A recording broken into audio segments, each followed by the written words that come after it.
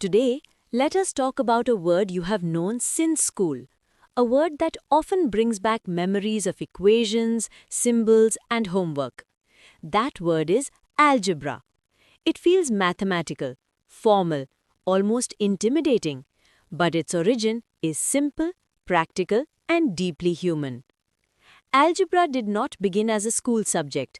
It did not begin with X and Y, and it certainly did not begin in a classroom. Its story begins more than 1,000 years ago, in the heart of the Islamic Golden Age.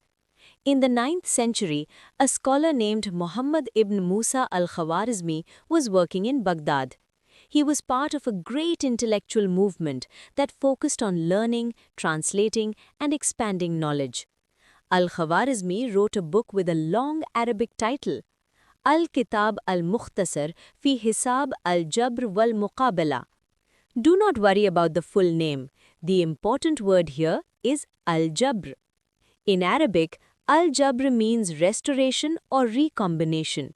It referred to the process of moving terms from one side of an equation to the other, balancing, fixing, restoring equality.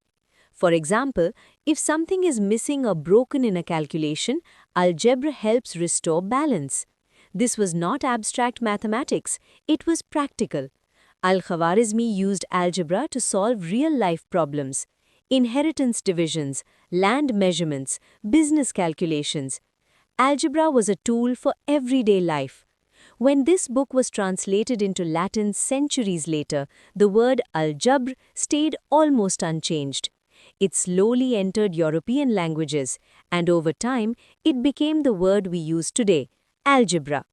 So algebra is not a modern invention, it is a borrowed word, directly from Arabic, carrying its original meaning even today.